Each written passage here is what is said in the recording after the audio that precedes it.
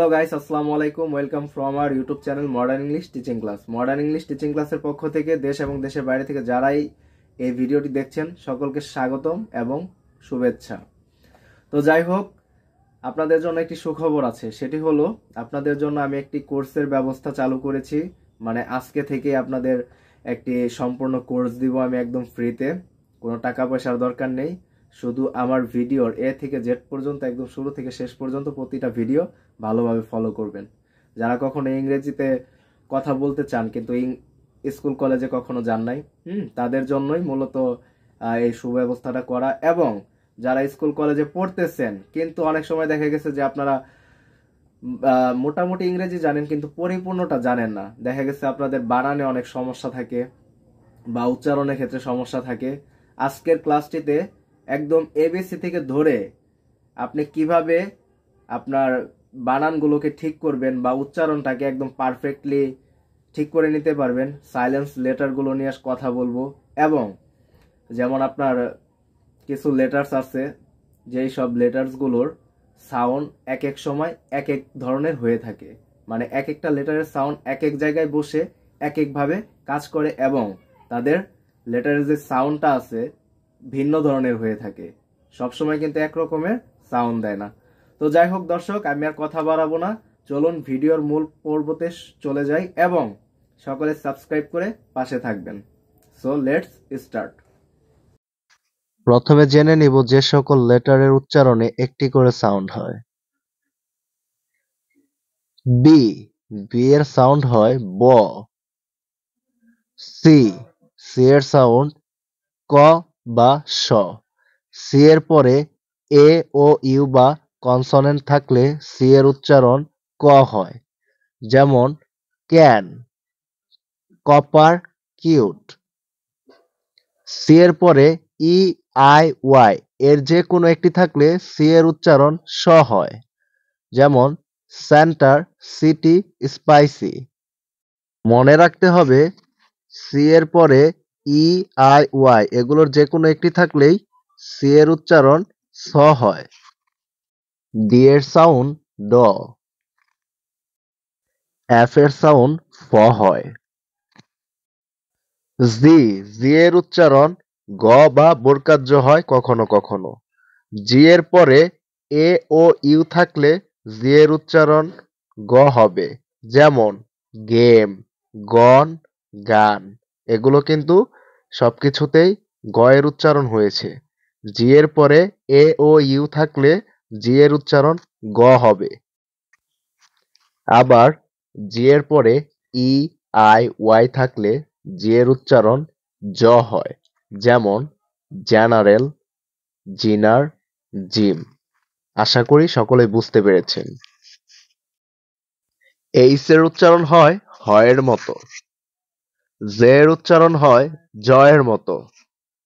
কে এর উচ্চারণ হয় কয়ের মতো। এল এর উচ্চারণ হয় লয়ের মতো। এম এর উচ্চারণ হয় ময়ের মতো।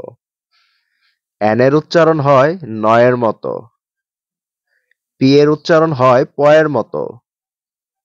কিউ এর উচ্চারণ হয় কয়ের মতো। আর এর উচ্চারণ হয় রয়ের মতো। এস এর উচ্চারণ হয় শয়ের মতো। টি এর উচ্চারণ হয় টয়ের মতো। ভি এর উচ্চারণ হয় ভয়ের মতো। ডাব্লু এর উচ্চারণ হয় ও এর মতো। এক্স এর উচ্চারণ হয় কয়শ বা জয়ের মতো। জেড এর উচ্চারণ হয় জয়ের মতো। এখানে একটু লক্ষ্য করুন, এ ই আই ও ইউ এই পাঁচটি শব্দ হচ্ছে ভাওয়েল। এছাড়াও এ ই আই ও ইউ এবং ওয়াই এদের প্রতিটি লেটারের একাধিক সাউন্ড আছে। তো আমরা এখন এই সম্পর্কে ভালোভাবে জেনে নিব। এগুলো দেখে ভয় পাওয়া বা হতাশ হওয়ার কোনো কারণ নেই। আমি খুব সহজে আপনাদেরকে বুঝিয়ে দিব। আপনারা একটু ভালোভাবে লক্ষ্য করুন। বাংলা স্বরবর্ণ এবং ব্যঞ্জন বর্ণের এখানে ইংরেজি প্রতিবর্ণগুলো দেওয়া হয়েছে। তো দেখুন, সবার প্রথমে সাউন্ডগুলো ভালোভাবে লক্ষ্য করুন। এটি পরবর্তী লেকচারে কাজে দেবে। এর সাউন্ড হয় আ এর মতো। যেমন ব্যাট, ব্যাট। তারপরে হচ্ছে ক্যাট, ক্যাট। এখানে ক্যাট শব্দটি এবং ব্যাট শব্দটিতে সাউন্ড হয়েছে আ, আয়ের মতো। ওকে, এরপরে আসে এ দিয়ে আ সাউন্ড, যেমন car, jar, C A R car, J A R jar. A এর সাউন্ড যখন অ হয়, B A double L, ball, T A double L, tall. A এর সাউন্ড যখন এই, এখানে এ লং সাউন্ড হবে, যেমন M A Y may, D A Y day. A যখন লং সাউন্ড দেয় এবং শর্ট সাউন্ড দেয়, এগুলো মনে রাখতে হবে। এইবার আসা যাক ই সাউন্ডে। ই এর সাউন্ড যখন এ হয়, B E D bet, M E T met. আবার ই যখন সাউন্ড দেয় আ, F A T H E R father, M O T H E R mother.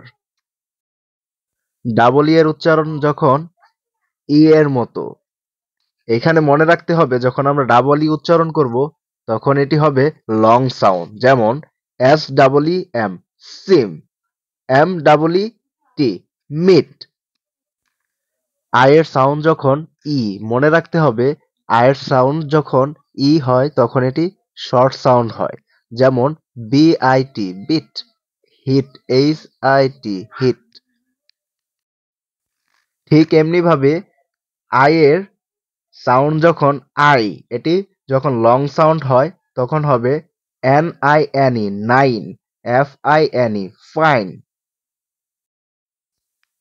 আয়ের সাউন্ড যখন আ, আয়ের পরে আর থাকলে সবসময় সাউন্ড আ হয়, যেমন F I R S T first, T H I R D third. এখানে আয়ের উচ্চারণ আ হয়েছে, আপনারা বুঝতে পারছেন তো? আই অনেক সময় আই সাউন্ড দিয়ে থাকে আইর পরে আর বসলে, যেমন F I R E fire, H I R E hire. এখানে কিন্তু আয়ের পরে আর বসার জন্য কিন্তু আই শব্দটি কিন্তু আই সাউন্ড দিচ্ছে। উ এর সাউন্ড যখন ও হয়ে থাকে তখন এম ও ডি ই মোট, বি ও এ টি বোট। কিছু কিছু ক্ষেত্রে অ সাউন্ড দেয় ও লেটারটি, যেমন S O N son, C O T cot. আবার দীর্ঘ উ এর সাউন্ড দিয়ে থাকে ও, যেমন Z double O zoo, M double O N moon. আবার দেখুন ইউ এর উচ্চারণ উ হয়, যেমন P U double L pull, P U S H push. বুঝতেছেন তো আপনারা? একটু ভালোভাবে খেয়াল করুন, তাহলেই খুব সহজেই বুঝতে পারবেন। ইউ এর সাউন্ড যখন আ, যেমন B U T but, M U T mut, H U T hut. আবার কোনো কোনো ক্ষেত্রে যখন ইউ এর সাউন্ড দেয় তখন হচ্ছে C U T cute, M U T mute. ঠিক এরকম শব্দটাই দিয়ে থাকে, আশা করি বুঝতে পারতেছেন। ওয়াই এর সাউন্ড অনেক সময় অন্ত্যেষ্ঠ অ এর মতো হয়, যেমন B U Y buy, Y U C K ইয়াক।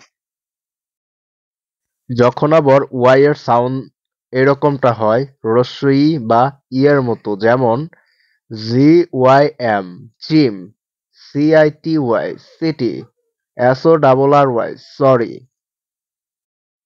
আবার কিছু কিছু ক্ষেত্রে যখন ওয়াই এর সাউন্ড হয় আই এর মতো, যেমন এম ওয়াই মাই, সি আর Y Cry, F R Y fry ইত্যাদি। তো যাই হোক, আজকের ক্লাসে আমরা সব ধরনের লেটার্স গুলোরই যাবতীয় সর্বপ্রকার সাউন্ডগুলো আমরা জেনে নিলাম। তো এগুলো প্র্যাকটিস করতে হবে, ভালোভাবে মনে রাখতে হবে, নয়তো ভুলে যাবেন। ওয়াইও কিন্তু ভাওয়েলের মতো কার চিহ্নে ব্যবহৃত হয়ে থাকে। বন্ধুরা, আজকের মতো এ পর্যন্তই। আশা করি সকলের ভিডিওটি ভালো লেগেছে। ভালো লেগে থাকলে অবশ্যই লাইক, কমেন্ট এবং শেয়ার করতে ভুলবেন না। এবং অবশ্যই চ্যানেলটিকে সাবস্ক্রাইব করে পাশেই থাকবেন। দেখা হবে পরের ভিডিওতে। আল্লাহ হাফেজ।